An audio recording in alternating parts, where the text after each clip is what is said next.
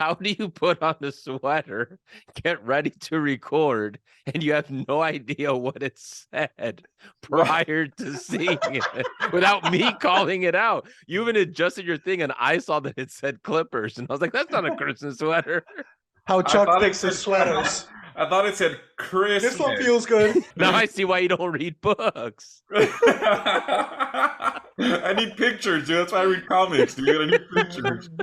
That's why your Christmas sweater has pictures on it. I'm like, Christmas? Okay. As he rubs his nipples. I'm rubbing their heads, dude. Okay. On that note, welcome back to Not a Strong Start, a podcast by filmmakers who talk movies, television, and accidentally wear the wrong sweaters. I'm your host, Daniel de Sangre. I'm Jose. I'm Chuck. Chuck Dizzle. Chuck Dizzle. So we're not going to say who was wearing the wrong sweaters mistakenly. We're just going to leave it up for interpretation. But it wasn't me or Jose. Welcome to this episode.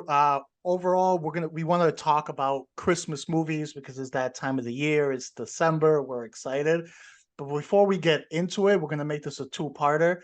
Next part, we're going to get into Christmas movies. But first, we want to touch on what's some of those unofficial holidays not everyone celebrates that should also get the same respect and treatment that Christmas does, and they should get their own movies. So in this part, we're going to touch on some of those unofficial holidays and try to come up with our own ideas of possible movies that these holidays can get. And then on our next part, we're going to get into some already made Christmas movies that are some of our favorites across different genres. Yep. And here's the fun part. Chuck and I have no idea what Jose is about to tell us. So this is all on the spot of us coming up with these movie concepts. No, absolutely not. I specifically told them this last second so they don't research or do anything. And I tried to find the most random, ridiculous sounding unofficial holidays. And we're going to try to see, we get our creative juices going and try to come up with some very original movie ideas. We're not pulling from any movie that we've ever seen, ever. Yeah. So here we go. On that note, let's hit them with a current event. Bob Iger is back as CEO for Disney temporarily. It's just for a couple of years until they find a suitable replacement. I'm guessing that fits more with what Bob Iger provided for them.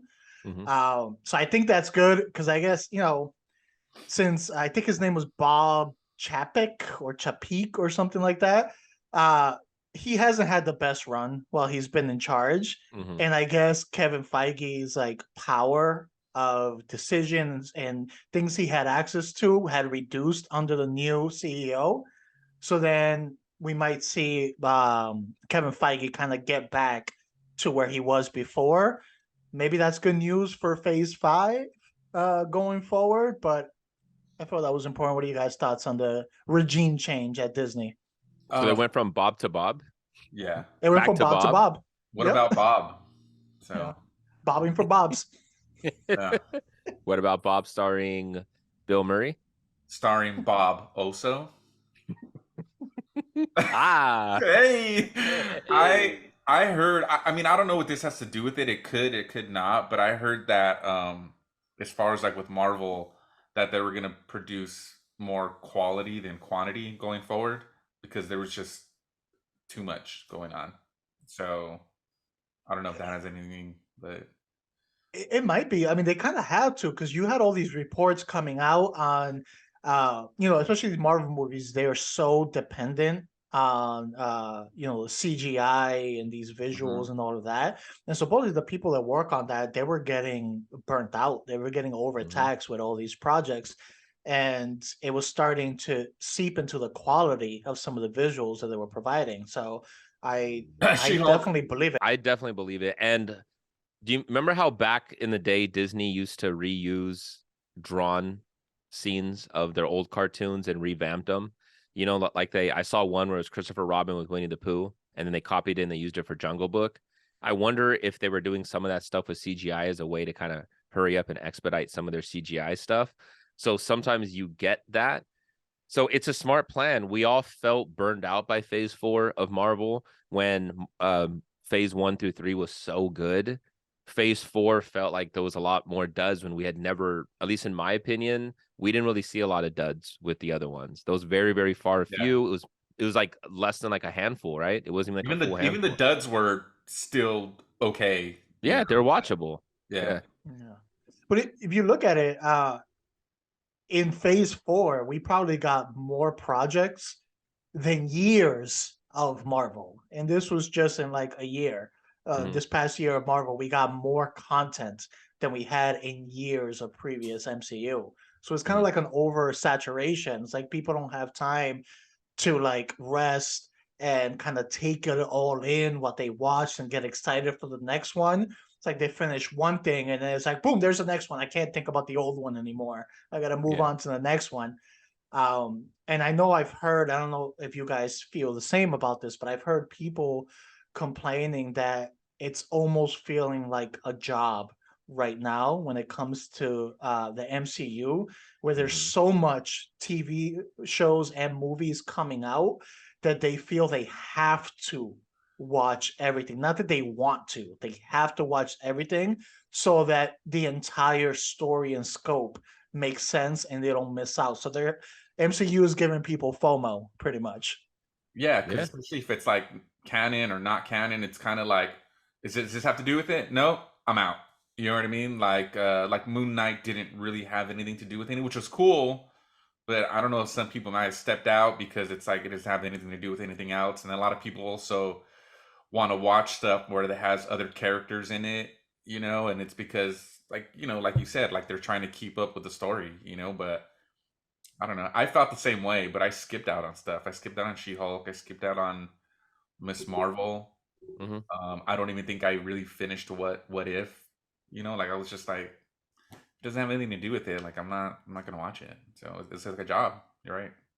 Yeah, I didn't finish She-Hulk, and I think the mythology of what Marvel's been doing has gotten too big in a sense where when we watched phase 1 through phase 1 we didn't know everything was going to be interconnected, right? We just kind of watched the movies and we enjoyed them. Phase 2 they started introducing things and it was like, oh, okay, cool, but really what was so connected between everything, at least on the top level, was Thanos and the Infinity Stones. Mm-hmm. That was really all that we had to pay attention to. Now, right now, we don't really know what it is. They just finally revealed Kang is probably the main villain, I'm guessing, for this phase 6. But we still don't, there's so many question marks. So with 4 coming out, we now know that we have to do homework. Whereas we didn't know we had to necessarily do that with phase 1 and phase 2. So it does kind of feel like that. And then at the end of the day, you're giving us, I don't want to say sub quality, but in a way, it kind of is just Oh, it because is. it is, right? Like it's not, I didn't finish She-Hulk and I've watched almost every single thing that Marvel's put out. I wasn't the target audience. And I'm not even saying that She-Hulk was necessarily a bad show. It's just, I clearly I'm not the target audience for it. I kind of felt like that with Miss Marvel. I did finish it, but again, I don't feel like that I was a target audience for that either. And they're starting to put out projects, which is smart in a way because you're attacking different demographic groups. But if you're tying all that stuff in, you're now making me watch genres of stuff that I wouldn't necessarily normally be watching. And that's where it kind of feels like homework because now I'm having to watch Miss Marvel or having to watch She-Hulk just to catch things that is going to be referenced in another movie. Yeah. And that's a great point there, and that's the thing, which is good on their part, like you mentioned, is you want to hit as many target audiences as possible. So I don't expect every project to be for me. I have my own personality, my own taste, my own things. I don't expect everything to cater to me. So there's certain things where I can watch and be like, I'm not saying that's bad, but that's not my taste. But with the MCU, like you said, you almost feel forced to watch things that you don't enjoy generally just to fill in the information. As a comic book reader, I experienced that for years where there's just so much happening, so many strings, so many things connected where I had to like prioritize. I find myself, I read a lot of DC comics, Mm-hmm. and I don't read a lot of Marvel. And it's not because I dislike Marvel. It's just it's too much. I have a life. I got other things to do. To keep up with both Marvel and DC 100%, that has to be your entire like life. Like that's all you have to do. So I had to prioritize and be like, I'm gonna focus on DC, and then I'm gonna focus on these like 15 characters, not the other like 15 after that are more obscure. We're kind of getting into that right now with the MCU. All right, so unofficial holidays that probably should get a movie around them. First one, Day of the Ninja. Give me an idea. Wait, what's Day of the Ninja? Yeah. That's it. That's an unofficial holiday in the US. Is the Okay, Day of the Ninja. when is it? Huh? I don't remember the exact Oh, date.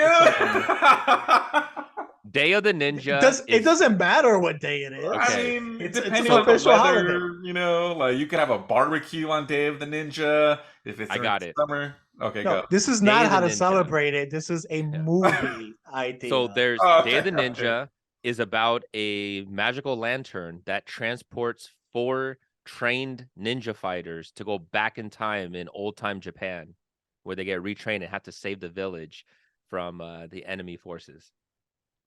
Okay, all right. Day of the I see what Ninja you're doing there. is Okay. about this ninja who's actually a vampire, and his name is actually Day, but he's trying to get his magical ninja skills to be during the day as well, because he can only come out at night, and there's a solar eclipse, and that's how he does it. Good. All right. My storyline, by the way, was Ninja Turtles 3. Turtles. Oh, dude. My storyline was Blade. Yep. I love this game. This is nice. Yeah.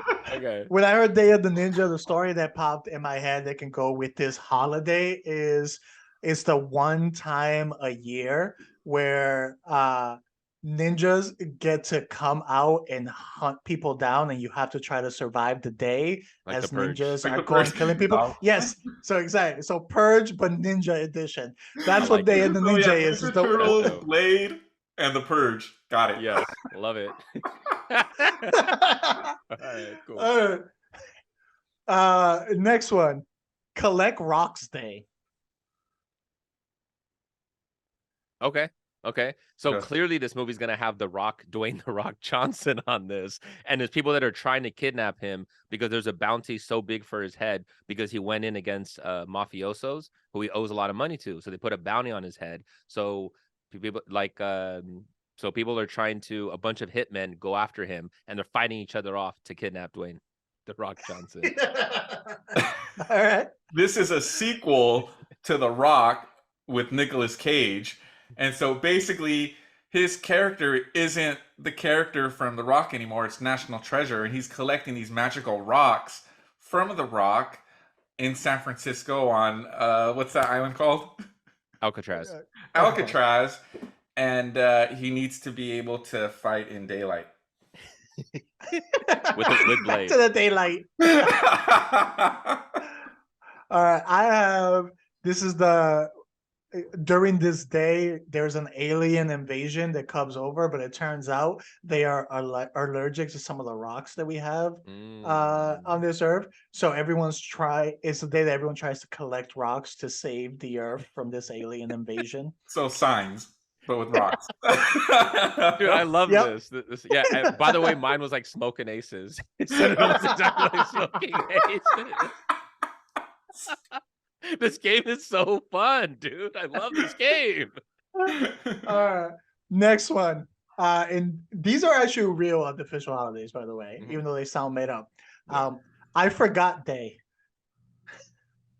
This is a sequel to Memento with Guy Pearce, and so he forgets everything now. So he has to write everything down, and if he doesn't, he's not going to be able to walk around during the day.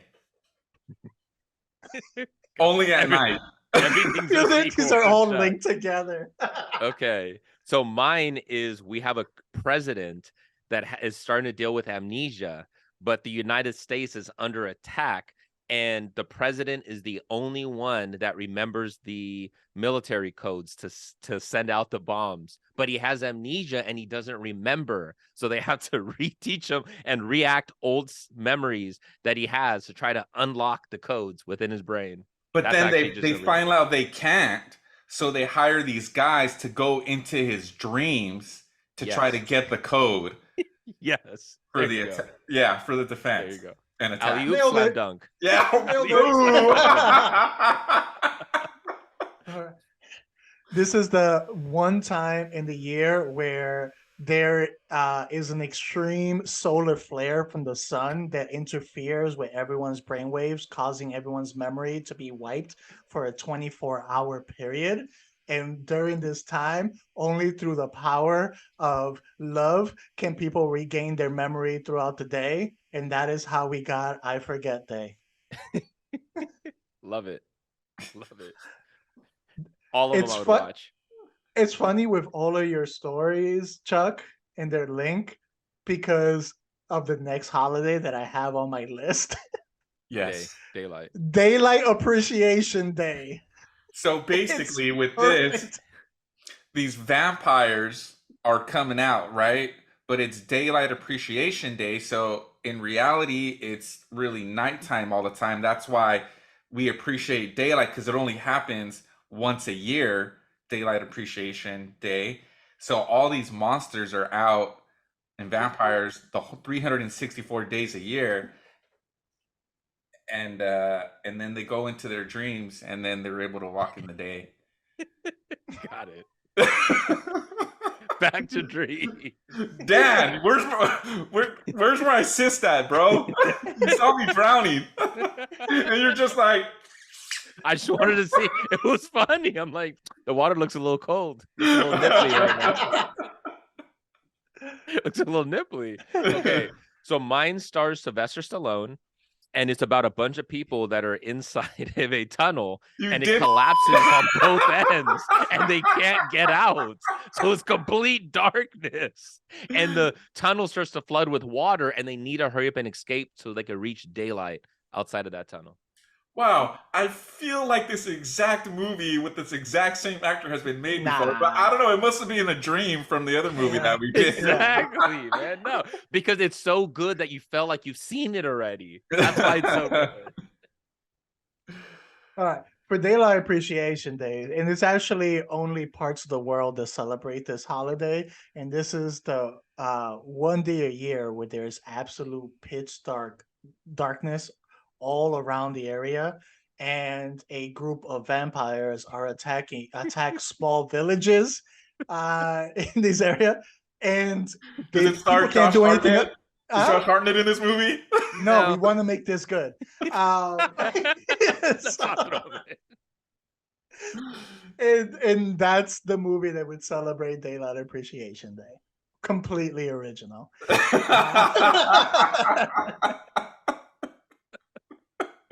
Perfect.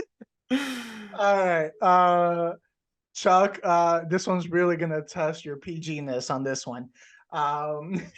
It's the unofficial male equivalent of Valentine's Day, and it's actually called Steak and BJ Day. Oh, okay. So basically, on this day for this movie, it's about these guys who are celebrating Steak and BJ Day. So what they do is they go to have steaks, and then they give each other a bunch of BJs, and then basically, whoever That one does star Josh Hartnett, though. Yeah. and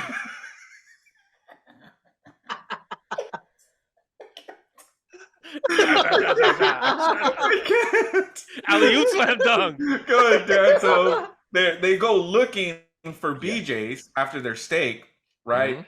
But there's only vampires out because it's also the sequel to Daylight Appreciation. So there's only vampires, but they have to get BJs in order to live and survive the night. But how can you get a BJ from a vampire, because they might bite it off? And so that's And that's why they need steak, so they can feed the vampires, so that way the vampires get full and don't feel the urge to have to eat these humans, and hence they can give them BJs. Makes sense to me. That's was it. We combined that story because I don't have a better one. So on this day, this is a holiday that started after Benjamin James went on a search across the entire United States to find the best steak that there is in it. So this is his journey tasting steaks left and right, including hunting his own cows to get steaks in order to find the best steak in the world. That's good. Benjamin James. Starring Brad Pitt, and during this time, he's aging backwards, and he has to hurry up and eat this steak before he turns into a giant baby. Because there is one steak in the world from this majestic cow that can stop this aging process. But this cow was actually his ex-wife, who he divorced, and she went to that place in the movie The Lobster, and she decided she wanted to be a cow. So she turned into a cow, and he has to kill her and eat her. But we also didn't say, though, is that this cow, when he was married to her, adopted a bunch of children from a foreign country. So he also has custody of these 7 children that he also has to take care of during the movie. And there is a 77% chance that the kids have the same genetic disorder that's causing this aging process. So he needs to make sure he gets enough steak from this cow to be able to help the kids. But there's only enough steak, and he has to decide which 4 are eating it and which 3 are not. Because he lost track of 3 of his kids. So as he's de-aging, one of his daughters is aging the opposite way, and then he falls in love with his own daughter, not knowing that it is his daughter. But then, unfortunately, then the next day ends up falling into I forgot day, and then he forgets that he's supposed to save some of this steak for the kids and eats it all himself. It's a tragic ending. Tragic story.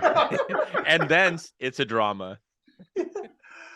All right. We got 5 more quick ones to go. Next one. Say 5 more quick ones? VCR Day. What does that mean? DCR Day? VCR. VCR. Oh, VCR Day. Okay. This is obviously a horror movie, Dan. Let's go. Horror movie. Exactly. Horror movie. But what happens is that aliens come to Earth and they're going to annihilate the entire human population unless we're able to provide entertaining content for them. But all technology fries, so the only thing we can use are original camcorders that produce VHS tapes, and humans have to devise the most entertaining content at the mercy of the aliens. Otherwise, if they fail, they get killed, murdered on live national television. Which they end up getting in the second act. But right before the second act is over, someone accidentally records a daytime soap opera over the content that they had done, which pisses off the aliens and gets us into the third act.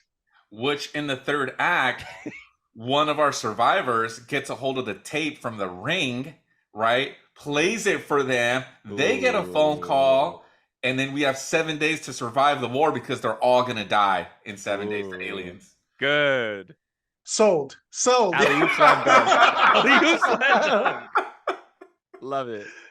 There we go. See, that was a good assist to the assist to the assist. Yes. This is hard, dude. That was our best one yet. That was our best one yet. You know what that was, Chuck? That was a 6-4-1 double play. Yeah, 6-4-1. I don't know. Hold on. Okay. It will work. The first baseman fell on the floor, so the pitcher covered first base. Got it. Exactly. All right. Next one. Repeat day. Okay. Well, Repeat Day is essentially Groundhog's Day, the sequel. Everything gets repeated, except in this story, the person dies and has to stop themselves from getting killed.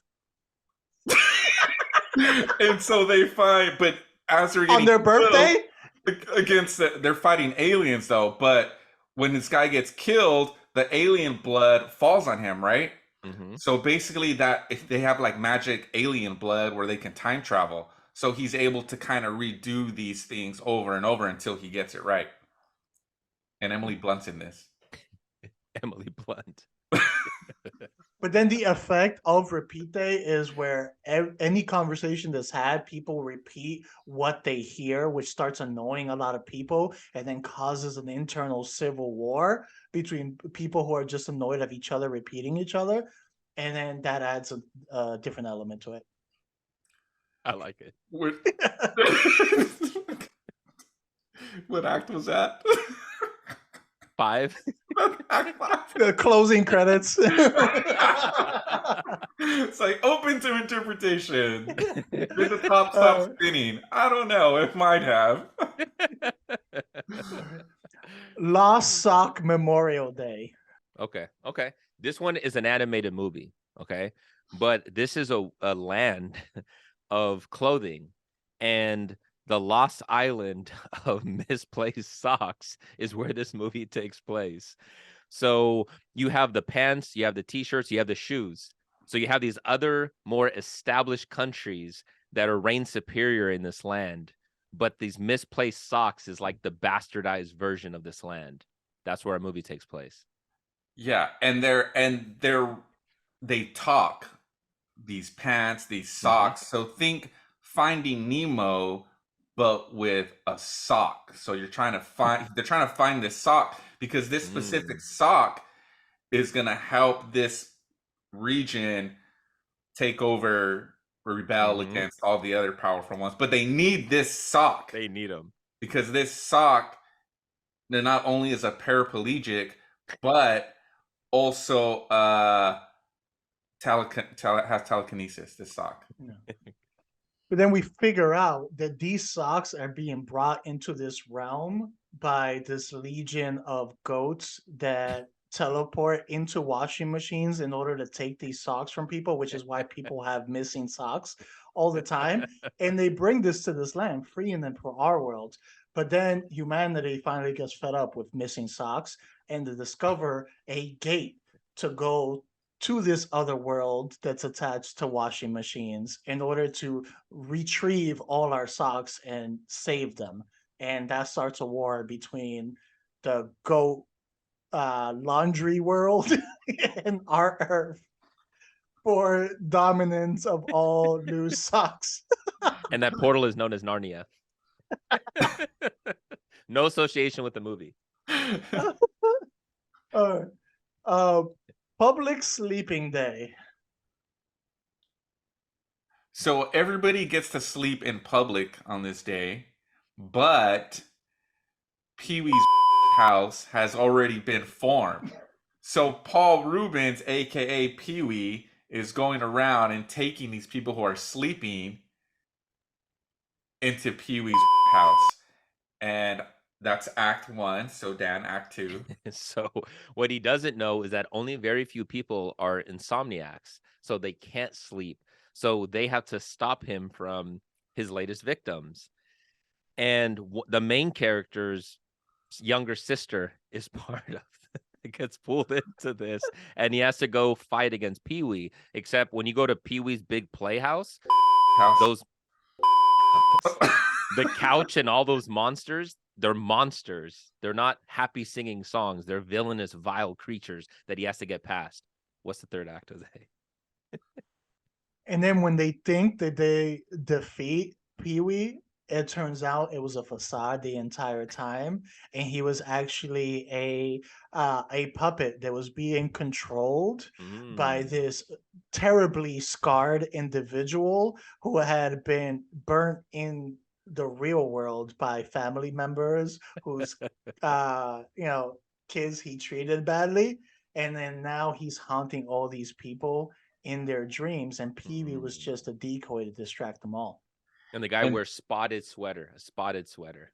Yeah, and then in the post-credit scene, Cowboy Lawrence Fishburne comes out, but he's actually Morpheus, and he's like, "Which pill do you want?" And then it ends, and then it leads into the Matrix. But the pills were a Wilma Flintstones vitamin and a Fred Flintstones vitamin, and it's like, which one are you gonna take? And then you go watch the entire Matrix trilogy after that, including the fourth one. Ugh. And the last one, Be a Millionaire Day. Okay, So this one clearly has Regis Philbin is the enemy of this. He's of the Who villain. Wants to Be a Millionaire? He's the villain. Instead of Who Wants to Be a Millionaire, so many people failed at this game show that he is Chuck. He is making people do all these crazy, vile things to be millionaires. But you also like have your money like in your arm, right? So when you're a millionaire, you can like switch to like other. But if you don't have $1 million within like the end of the day, you die. So you're always doing things that Regis is making you do to keep your money, and it's and killing and maiming people to keep that $1 million. Third act, Jose. Yes. But then it was one individual that was able to step up and go against Regis. This one individual who comes from the slums and has a few dogs that he owns. And he becomes a millionaire, and he is the one who can take on Regis one-on-one to restructure this entire broken system. And does he do it? No, he fails horribly. I was getting intrigued rules too. the world. I was like, did he do it? Like nervous, does he? Please? That's hilarious. What a fun game that was. All right. And that comes to the conclusion of our unofficial holidays. This should get a movie. Man, I love it. Jeez, I would watch any one of those movies. Some more than others. Twice. Yeah, we had one good one. I forgot which one. The like really good one. I forgot what it was. Well, Dan will find out during his editing. Yeah. And then you guys can watch it. So let us know in the comments which one was your favorite. Which one would you play on repeat, and which one would you just never recommend? So please. And which ones do you guys want to add to? Expand the story if you can. And what other unofficial holidays are there that you guys want to see movies pitched by us? Thank you for watching another episode of Not a Strong Start. Please like, subscribe, comment, share, all the noties, everything. I want everything, Chuck, that when they go to our YouTube channel, Not a Strong Start, please watch them because we continuously get flagged. So you can listen to us anywhere you get your podcast. Follow us on Instagram and Twitter at Not a Strong Start. I'm your host, Daniel DeSangre. You can follow me at King_Sangre. I am Jingle Balls. You can find me at This Is Me Nombre. And since it is the holiday season, Christmas time, you got to make sure you give us gifts. Do not be an a-hole. And the gifts that we want is click that like button, click that subscribe button. Yes. And if you don't, we will tell Santa and he will hunt you down. With vengeance. Or we'll send you to a certain playhouse that we've talked about on certain episodes. So it's a win-win or a lose-lose, depending on how you see it. Please check out part 2 of our Christmas special. It's a Christmas special now.